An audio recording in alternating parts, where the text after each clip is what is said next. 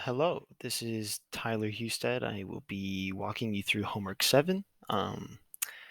So here it is pretty much. If you look at the homework assignment, pretty much we start off with the homework 5 solution code. This is just to get all of the specific element values and then just the code to assign those values and then create the different, this is for like the steady state. And then we also have the time-dependent example that we learned in class. So we're going to take some things from this and transfer it over to the homework 5, just kind of meshing these two codes together. So the first one is just making a time dependent. This is the first part of the code, assigning all the values.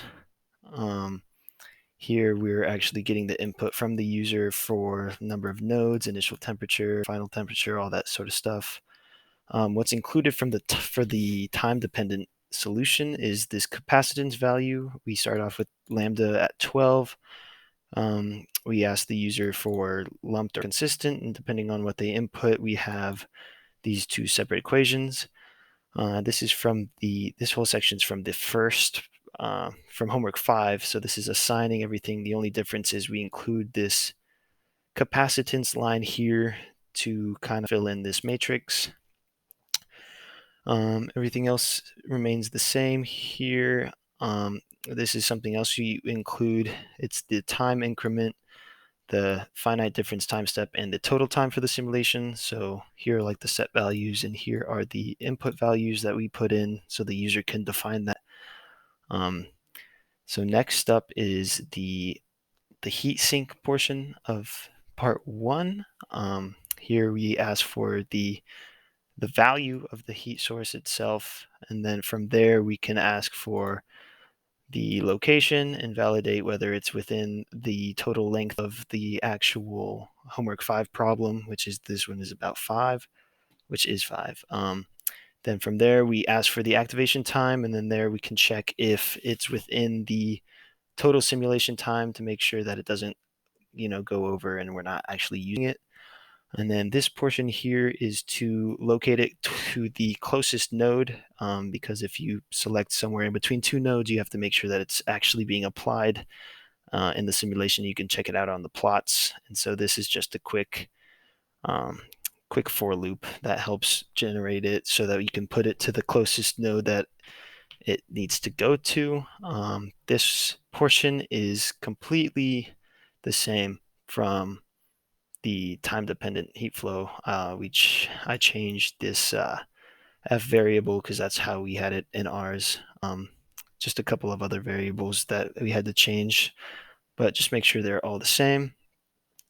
For the plot, we changed the axis. We made sure that the x-axis is going from 0 to h, so 0 to 5 meters. Then the y-axis is the temperature, so I started -75 because it's kind of what this problem is looking at, and then all the way up to 325 just so we can see the entire view of the plot. And so this whole thing will generate the actual time increment plot that we saw in class, but just for this problem in general. Next up, this figure is just what we had for homework 5. It shows you the what do you call it? The heat distribution at like if you get given for like the different nodes.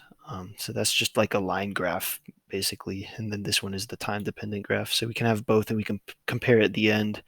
And this last part is the same from homework 5. And so if we actually run this code, we'll put in, I just put in 10 nodes because that seems like a pretty good, I start off with -20, that's what it is.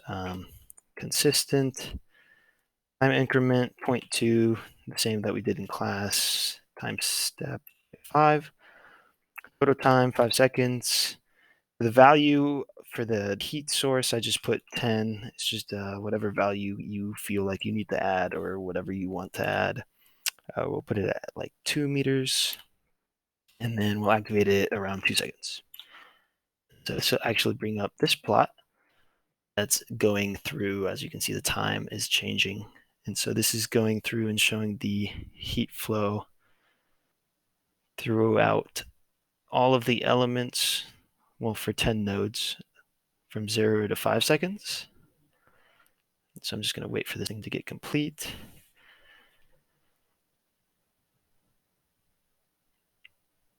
And then once that's completed, it comes up with the actual heat conduction graph itself. And so you can sort of look at these two and compare them.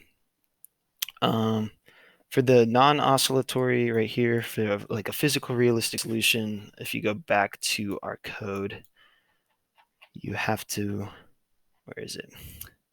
So like these matrices, it's very dependent on the positive definiteness of the eigenvalues in these matrices itself. We got away with that in this one because of the consistent, where is it?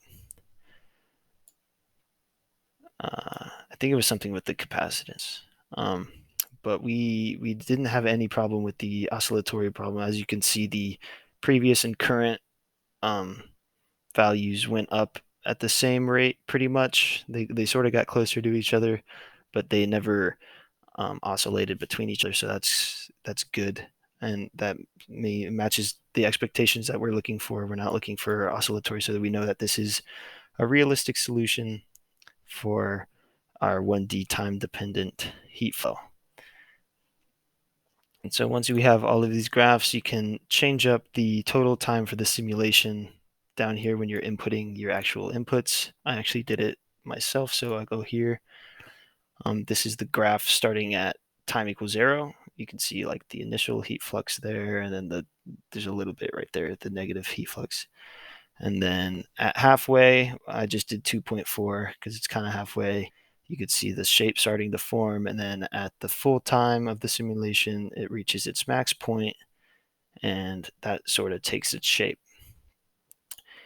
And so I believe that fills all the requirements for part 1 and 2. I explained, yes, the oscillatory reasoning. And then as for part 3, I'll bring this out here. Is it possible to replicate a steady state solution with your time-dependent solution? Whether your response is yes or no, justify it based on what you observe after experimenting with your code. Plots will aid. All right, so my group concluded that yes, it's possible to replicate a steady state solution with a time-dependent solution, given that the time is large enough for the actual time-dependent solution to catch up to the steady state. These are the two plots that we just generated off of the MATLAB code.